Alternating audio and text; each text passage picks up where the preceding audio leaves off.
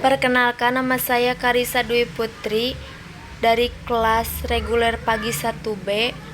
Saya akan mempresentasikan nilai dan norma konstitusional Undang-Undang Dasar Negara Republik Indonesia 1945 dan konstitusionalitas ketentuan perundang-undangan di bawah Undang-Undang Dasar 1945. Istilah konstitusi dalam bahasa Prancis dikenal dengan istilah constituer. Dalam bahasa Inggris digunakan istilah constitution. Constituer bahasa Prancis berarti membentuk, pembentukan. Yang dimaksud dengan membentuk di sini adalah membentuk suatu negara. Konstitusi mengandung permulaan dari segala peraturan mengenai suatu negara. Sejarah konstitusi. Thomas Hobbes 1588 sampai 1879 dalam bukunya Leviathan mengajukan suatu argumentasi tentang kewajiban politik yang disebut kontrak sosial, yang mengimplikasikan pengalihan kedaulatan kepada primus inter pares, yang kemudian berkuasa secara mutlak, absolut. Negara dalam pandangan Hobbes cenderung seperti monster Leviathan. Pemikiran Hobbes tak lepas dari pengaruh kondisi zamannya sehingga ia cenderung membela monarki absolut, kerajaan mutlak, dengan konsep Divine Right yang menyatakan bahwa penguasa di bumi merupakan pilihan Tuhan, sehingga ia memiliki otoritas tidak tertandingi. Ada dua pengertian tentang konstitusi, yaitu yang pertama, dalam arti sempit, suatu dokumen atau seperangkat dokumen yang berisi aturan-aturan dasar untuk menyelenggarakan negara.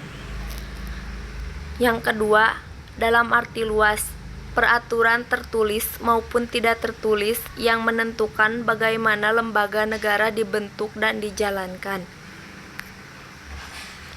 Perlunya konstitusi dalam kehidupan berbangsa negara Indonesia. Konstitusi sangat diperlukan bagi negara karena dengan konstitusi, negara yang akan didirikan dapat mengatur segala urusan negaranya.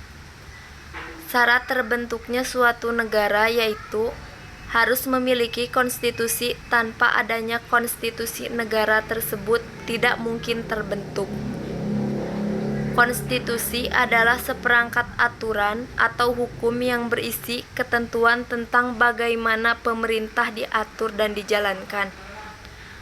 Konstitusi dikatakan pula sebagai hukum dasar yang dijadikan pegangan dalam penyelenggaraan suatu negara. Konstitusi dapat berupa hukum dasar tertulis yang lazim disebut Undang-Undang Dasar dan dapat pula tidak tertulis. Tidak semua negara memiliki konstitusi tertulis atau undang-undang dasar. Materi muatan konstitusi berasal dari Undang-Undang Dasar 1945. Fungsi konstitusi. Yang pertama, sebagai landasan konstitusionalisme. Landasan konstitusionalisme adalah landasan berdasarkan konstitusi, undang-undang dasar, undang-undang organik, peraturan perundang-undangan. Yang kedua, membatasi kekuasaan pemerintah, sehingga penyelenggaraan kekuasaan tidak bersifat sewenang-wenang. Diharapkan hak-hak warga negara akan lebih terlindungi. Yang ketiga, menjamin hak-hak asasi warga negara.